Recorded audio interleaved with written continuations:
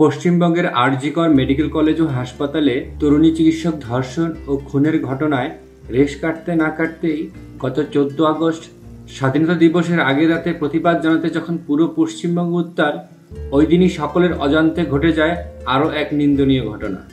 সম্প্রতি নাম প্রকাশে অনিচ্ছুক এক অভিনেত্রী ভারতীয় গণমাধ্যমকে জানান, অডিশনের নামে যৌন হেনস্থা করেছেন সুমন সরকার নামে এক ব্যক্তি।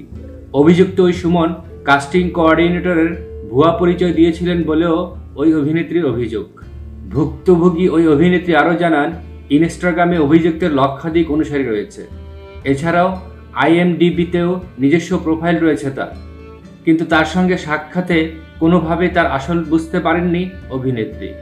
ঘটনার দিন ফ্ল্যাটে গিয়ে অভিনেত্রী দেখেন অভিযুক্ত ছাড়া দ্বিতীয় কোনো ব্যক্তি নেই, কোনো চিত্রগ্রাহকও ছিলেন না। সেখানেই অভিনেত্রীকে খোলামেলা পোশাক পরিয়ে নানাভাবে ছবি তোলেন অভিযুক্ত। ভুক্তভোগী অভিনেত্রী জানান, সহজে কাজ হাসিলের জন্য তাকে লোভনীয় কাজের টোপ দিয়েছিলেন অভিযুক্ত।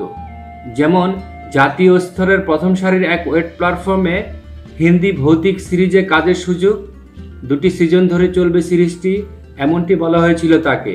একটি মেয়ের অতৃপ্ত আত্মার হাতে ধর্ষিত হবে, গল্প এমনই।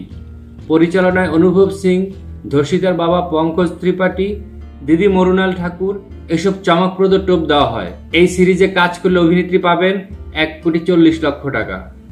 শুধু নিখুঁত আবহাওয়া সাজিয়ে থামেননি ওই কাস্টিং কোঅর্ডিনেটর। অভিনেত্রী পরীক্ষা নিয়েই জানিয়ে দেন তিনি পাশ করে গেছেন, নভেম্বরে চূড়ান্ত কথা হবে। তার আগে অভিনেত্রীর পরিবার সম্পর্কে খোঁজ খবর নেবে সংস্থা। অভিনেত্রীর আক্ষেপ, এত কিছু শোনার পর নিজেকে ধরে রাখতে পারিনি, আগে পিছিয়ে চিন্তা না করে রাজি হয়ে যাই, ভালো করে খোঁজ নেইনি, এমনকি কাউকে না সাথে নিয়ে পরীক্ষা দিতে চলে গিয়েছিলাম। এও মনে ছিল না কোনো জাতীয় স্তরের প্ল্যাটফর্ম মৌখিকভাবে কোনো অভিনেত্রীকে পাকা কথা দেয় না। নাম প্রকাশে অনিচ্ছুক ওই অভিনেত্রী আরও বললেন, ইনস্টাগ্রামে ওর প্রোফাইল থেকে হোয়াটসঅ্যাপ নম্বর পেয়েছিলাম। যোগাযোগ করার পর বললেন তিনি কলকাতা এলে ডেকে নেবেন। এরপর 14 আগস্ট পরীক্ষা দেওয়ার জন্য ডাকেন। পরীক্ষার দিনের ঘটনা বর্ণনা করে ভুক্তভোগী জানান, পূর্ব পরিচিত না হওয়ায় নির্দিষ্ট দিনে সুমন তাকে প্রথমে রাজারহাট শপিং মলে কফির দোকানে আসতে বলেন। আলাপের পর অভিনেত্রীকে শপিং মল থেকে 15 মিনিট দূরে একটি ফাঁকা ফ্ল্যাটে নিয়ে যান। জানান আলাদা আলাদাভাবে ডেকে প্রত্যেকের পরীক্ষা নিচ্ছেন, অথচ সেখানে সুমন ছাড়া দ্বিতীয় কোনো ব্যক্তি নেই, কোনো চিত্রগ্রাহকও ছিলেন না। সেখানেই অভিনেত্রীকে খোলামেলা পোশাক পরিয়ে নানাভাবে ছবি তোলেন সুমন। আচমকা তার স্পর্শকাতর জায়গায়ও স্পর্শ করা হয়। অবস্থা বেগতিক বুঝে প্রতিবাদ জানিয়ে অভিনেত্রী দ্রুত ফ্ল্যাট থেকে বেরিয়ে যান। তার কথা যাতে সন্দেহ না করি তাই সুমন নিজে টাকা দিয়ে ক্যাব বুক করে দিয়েছিলেন। অডিশনের ঢঙ্গে প্রত্যেকটা কথা বলেছেন। গায়ে হাত দেওয়ার পরেও জানিয়েছেন এটাও পরীক্ষার একটি অংশ, সব ক্ষেত্রে এটা হয়।